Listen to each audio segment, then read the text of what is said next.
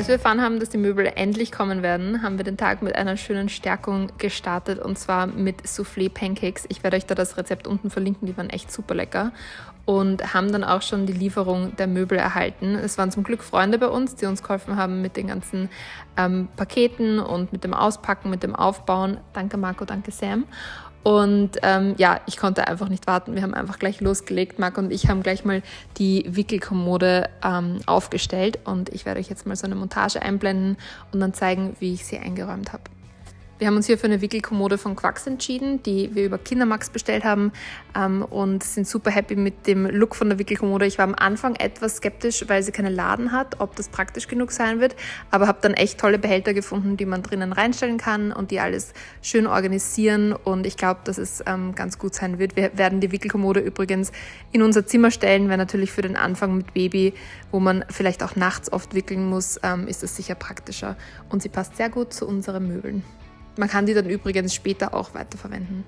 Ich habe dann ein TikTok gefilmt und dachte mir, ich verwende es einfach auch für das YouTube-Video, weil es doch ziemlich spannend ist. Und zwar habe ich dann die Wickelkommode eingerichtet. Wir haben uns für eine Wickelauflage von Clarissa Quark entschieden. Ich habe zwar die von Lerner ganz oft empfohlen bekommen, aber mir wurde dann von meiner Hebamme gesagt, dass es einfach nicht so weich ist fürs Baby und dass wir da auf jeden Fall was Weiches nehmen sollten. Und Clarissa Quark wird in Österreich produziert.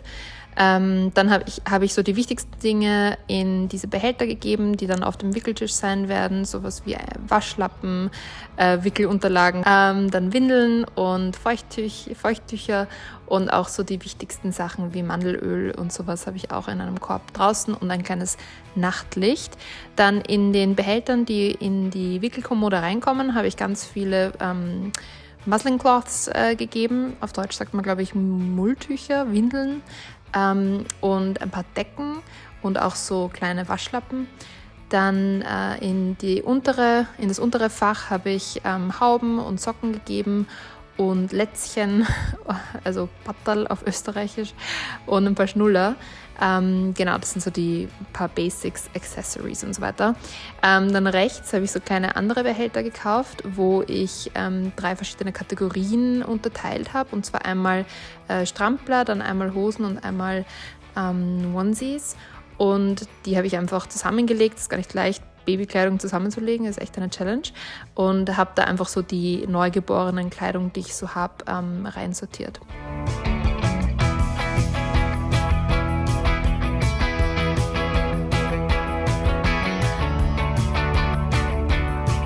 Und unten habe ich dann so ein paar andere Produkte noch reingegeben, die man vielleicht nicht täglich braucht, aber die trotzdem ganz gut sind beim Wickeltisch zu haben.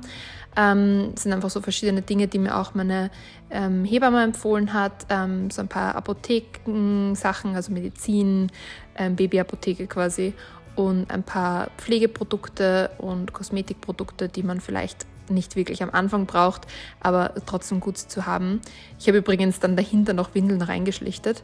Aber ja, so schaut das Endergebnis aus. Ist voll schön und dieses Licht werde ich wahrscheinlich auch fürs Stillen verwenden. Wir haben uns dann noch für den Windelmülleimer von Chico entschieden. Wir wollten keinen nehmen, wo man eigene Mülltüten kaufen muss, weil das echt ziemlich teuer werden kann und mit dem ist es, glaube ich, ganz praktisch. Weiter ging es mit dem Kleiderschrank. Wir haben dann den Kleiderschrank und das Gitterbett in unserem Büro aufgestellt. Wir wissen noch nicht ganz, ob wir das langfristig als Kinderzimmer verwenden werden oder nicht, aber jetzt steht es erstmal da drinnen.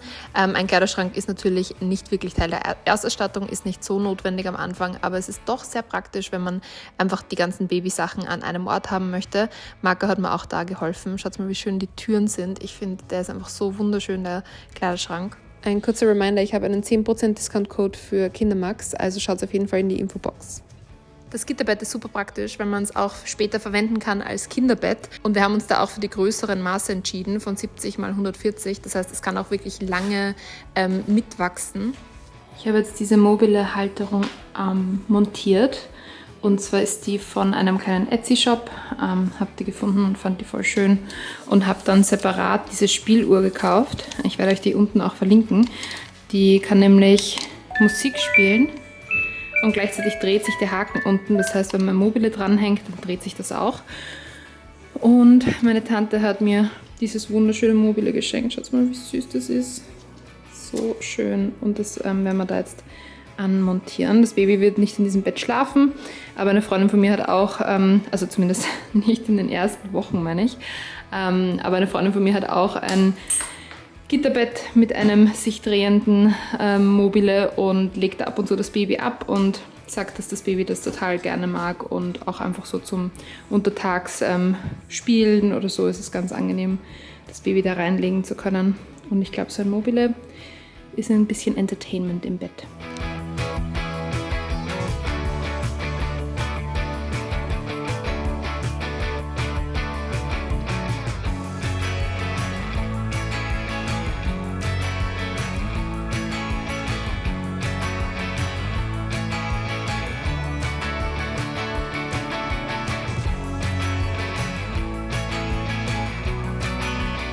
Wir haben diese süße Lampe von Leewood bekommen. Ich finde die so schön, da sieht man so ganz viele verschiedene Tierchen drauf. Und wir haben jetzt noch keinen Tisch hier. Das wäre vielleicht auch ganz nett, neben dem Bett einen Tisch. Aber zumindest mal dort aufgestellt und dann schauen wir, wo wir es hingeben. Was ich dann auch noch erledigt habe, war die ganze Babykleidung zu waschen. Ich habe euch davor schon das Einrichten des Wickeltisches gezeigt. Das war auf jeden Fall danach. Das heißt, das war schon die gewaschene Kleidung. Jetzt aber ein paar Clips noch zum Wäschewaschen. Ich war total nervös, dass ich irgendwas verwasche. Habe auch viel mit der Hand gewaschen, viel mit weniger, also geringerer Drehzahl, mit geruchsneutralem Waschmittel, damit alles passt. War echt super nervös, dass ich da irgendwas falsch mache, aber es ist alles sehr schön geblieben und ich habe wirklich alles gewaschen, was man nur waschen kann, damit wir mit einer guten Base starten und wirklich alle Matratzenschoner und all diese Dinge auch durchgewaschen haben. War echt nicht leicht, es war echt super viel Wäsche und es ist auch echt nicht leicht, finde ich, die Kleidung auseinanderzuhalten, also die verschiedenen Größen, zu wissen, was kann das Baby dann wann tragen und was lege ich irgendwie ins selbe Fach mit anderen Dingen. Also da werden wir uns sicher noch irgendwie eingrooven und das mit der Zeit auch vielleicht besser lernen. Aber ja, viel Wäsche.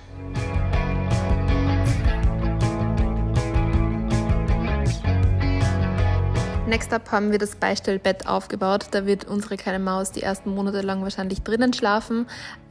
Und das ist von Charlie Cranes, super süß und passt auch voll gut optisch zu allem dazu. Das wird auf jeden Fall bei uns direkt neben dem Bett stehen. Und wir haben es jetzt mal zusammengebaut, werden es dann noch an unserem Bett anbringen. Ihr könnt es hier auch im Hintergrund sehen.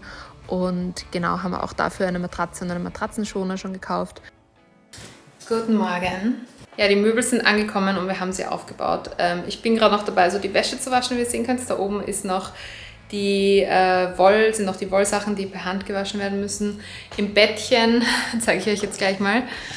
Im Bett ist auch noch ganz viel Kleidung. Wir haben so viel von meiner Schwester bekommen. Also das meiste, was ihr seht, sind Hand-Me-Downs von dem Baby von meiner Schwester.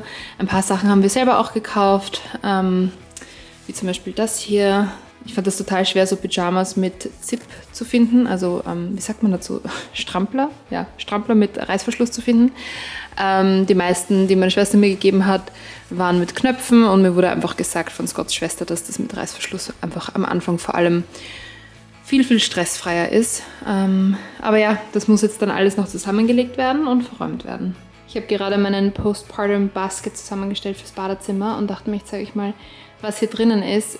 Ich bin noch mal mehr ins Detail gegangen in meinem TikTok-Video, aber wollte euch jetzt hier auch mal einen kleinen Überblick zeigen. Es wird nämlich empfohlen, dass man das einfach in der Nähe von der Toilette hat nach der Geburt und einfach so, ja, die Basics, bequeme und einmal Einwegunterhosen. Also ich werde zwar auch Periodenunterwäsche verwenden, aber ich habe gehört, in den ersten Tagen ist es sehr, sehr angenehm, das zu haben. Auch so kühlende Eispacks ist auch etwas, was ich normalerweise wahrscheinlich, also so Einwegprodukte verwende ich normalerweise nicht, aber ich glaube, die Geburt ist wirklich eine Ausnahmesituation. Und auch geruchsneutrales Seife ist ganz wichtig und geruchsneutrales Duschgel für das Baby, das ja sehr geruchsempfindlich ist. Und ich habe hier keine Stillsachen drin, aber schon so ein bisschen Pflegesachen, auch für die Nippel und so. Und genau, so einen Regenerationsspray. Und dann habe ich von der Bahnhofsapotheke so ein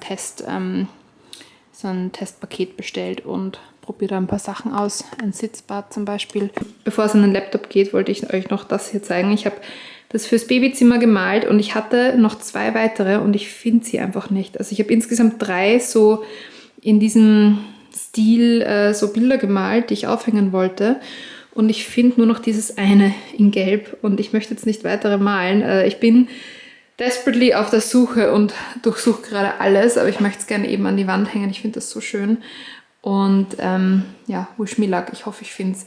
Es ist Samstag und zwar der Samstag, bevor das Video online geht und ich werde euch jetzt endlich ein finales Update geben, wie der aktuelle Stand der Dinge ist. Was ich euch noch gar nicht gezeigt habe, ist dieser Schaukelstuhl von Quax. Den haben wir auch über Kindermax bestellt und hat ein super süßes Material und ja, ein Schaukelstuhl wurde mir auch von Scotts Schwester empfohlen, die sagt, dass man beim Stillen einfach unbedingt einen schönen, ruhigen Ort braucht, der bequem ist.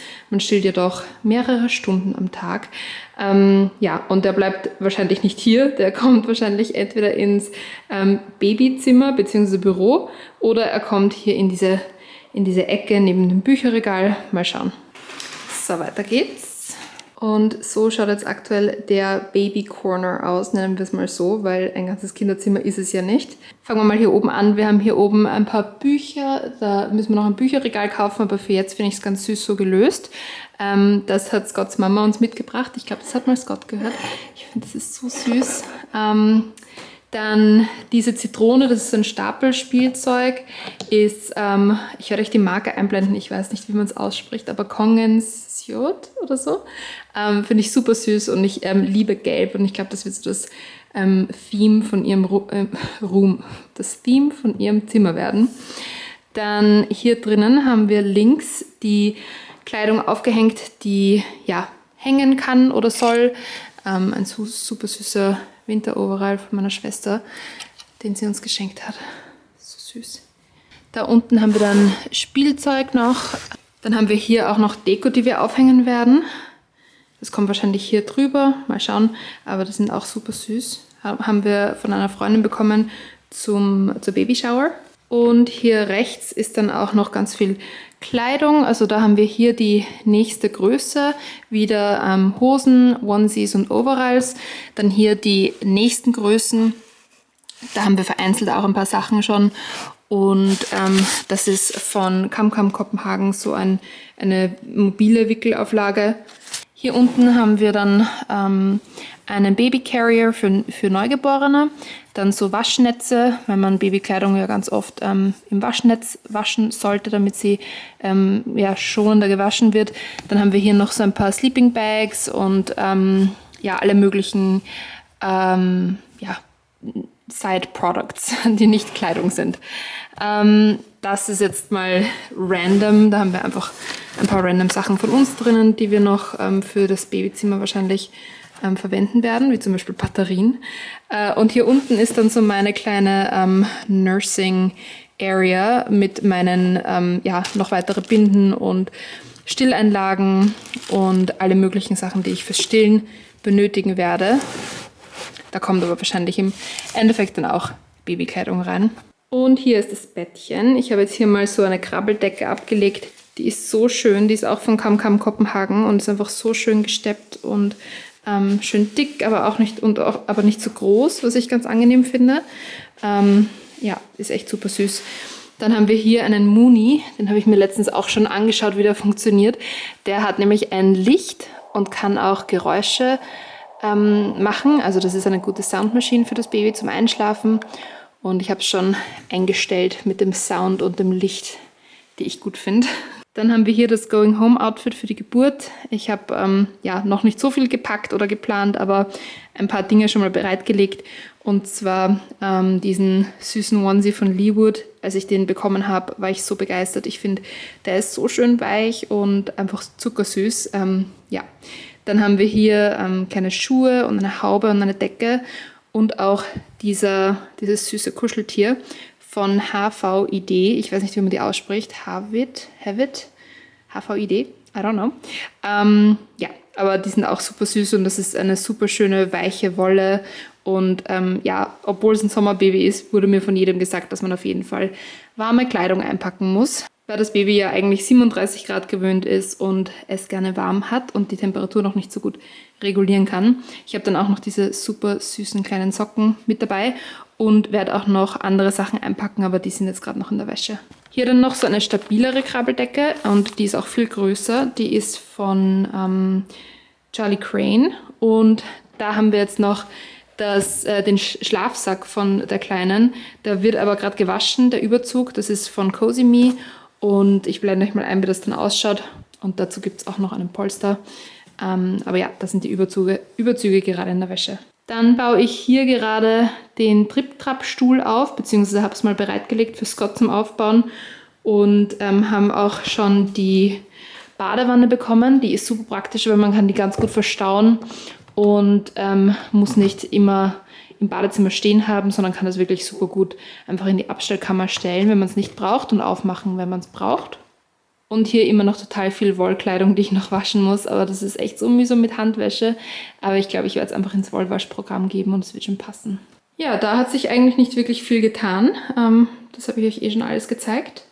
Hier ist meine Kliniktasche gepackt. Und also noch nicht ganz fertig gepackt. Und upsie, und das ist der Kindersitz. Und viel Wäsche im Hintergrund. Es hört nicht auf und es wird auch noch lange nicht aufhören. Ich glaube, daran kann ich mich schon mal gewöhnen. Ich werde das Video hier jetzt aber mal beenden. Ich bin nämlich total erledigt. Ich werde euch die Kliniktasche auf TikTok zeigen. Ich blende euch meinen TikTok-Account hier ein und werde euch aber auch meine Liste, die ich gemacht habe, unten verlinken. Ich habe mich da bezogen auf die Liste von dem Spital, wo ich entbinden werde, die Liste von meiner Hebamme, die Liste von meinem Geburtsvorbereitungskurs, diverse Online-Listen und von Babybox, die haben auch eine Liste und habe irgendwie alles so zusammengesucht und recherchiert und dann eine Liste für mich erstellt, weil eine Freundin von mir hat mich nach Tipps gefragt und ich habe zwar noch nicht entbunden, aber ja, ich kann ja schon mal so ein bisschen die Tipps weiterleiten, die ich bekommen habe. Das heißt, die Liste habe ich mit Freunden geteilt, aber würde es jetzt auch gerne an euch weiterleiten, falls ihr gerade im selben Boot seid. Ja, mir ist gerade so heiß. Ich werde mich jetzt wieder ans Sofa legen. Es ist nämlich gerade Wochenende. Und fernschauen und mir anschauen, wie die TENS-Maschine funktioniert. Das ist nämlich so ein Pain Relief during Birth. Und mir wurde gesagt, dass man sich das auf jeden Fall durchlesen soll, bevor man Wehen hat. Und das kommt dann nämlich auch in meine Kliniktasche.